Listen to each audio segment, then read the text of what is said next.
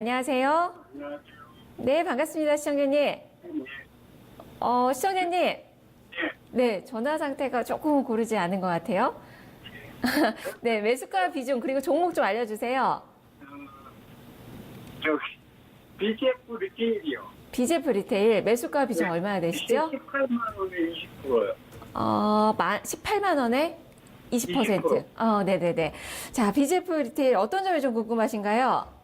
근데 갈듯하면서 안 가고 좀 아침에 플러스 됐다가 오후 종가 되면 빠지고 그래서 이거를 손절해야 되는지 좀 좀 봐야 되는지 그거 좀 알고 싶어요. 네, 최근에 매수하신 건가요?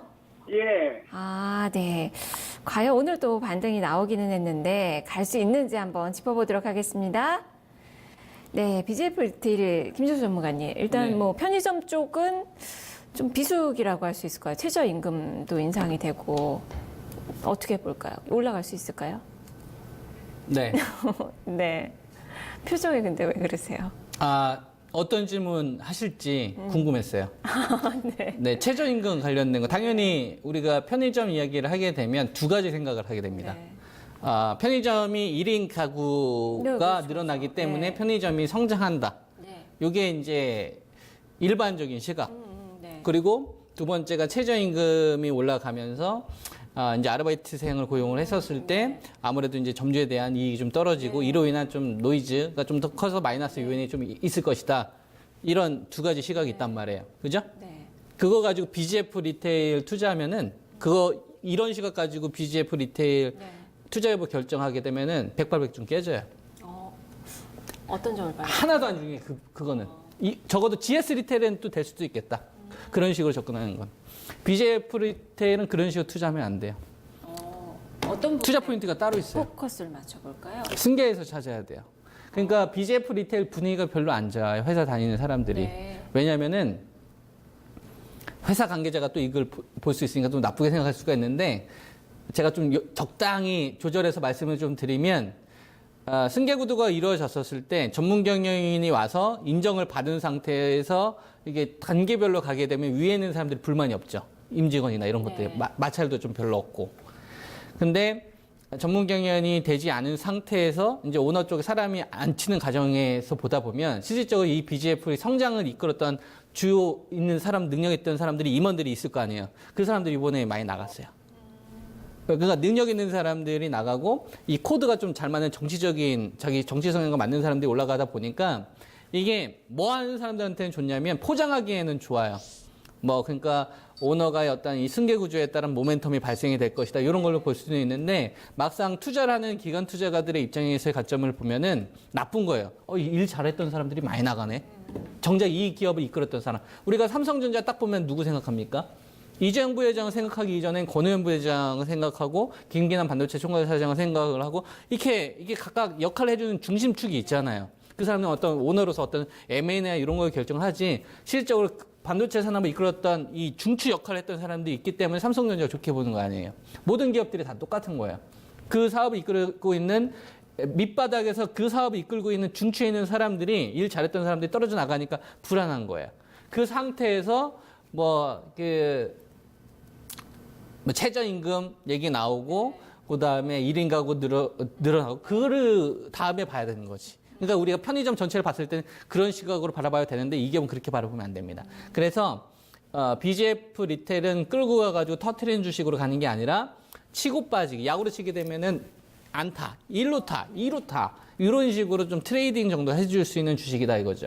밸류 자체도 지금 단기 순이익으로 보게 되면 PR도 굉장히 고평가가 되어 있는 상태이기 때문에 주가는 많이 빠져 있지만은 아직도 비싼 가격에 형성되고 있는 주식입니다. 그래서 17만 4천 원 매수 가격이 18만 원이라고 했죠. 네네. 그러면은 저는 이 정도 가격이면 수익 내고 나올 수 있는 자리라고 봐요. 그러니까 비싸게 산 건 아니다. 현재 이 18만 원이라는 자리는 한 번 정도 반등은 나올 수 있다고 봐서 제 생각에는 이 18만 원을 가지고서 직전 고점 21만 원, 21만 원까지 가져가기보다는 19만 원 좀 넘어가는 흐름이 나오게 되면 19만 원대에서 한 19만 5천 정도에 한번 팔았다가 좀 수익을 좀 챙기는 식의 좀 트레이딩 전략이 이 BGF 리테일한테는 훨씬 더 적절하다라고 말씀을 좀 드리도록 하겠습니다. 알지 못했던 기업 내부적인 또 이야기를 좀 들을 수 있었네요. 자, 시청자님. 네. 그럼 일단 기간은 오래 걸릴까요? 기간은 상당히 좀 어려운 문제인데 19만 원 정도 가는데 어느 정도 좀 예측해 볼 수 있을까요? 그 시간을 제가 딱 집을 수는 없어요, 시청자님. 그죠? 예. 근데 우리가 그건 알 수 있어요. 며칠 이내에 반등이 안 오면 약하다 정도는 알 수 있죠.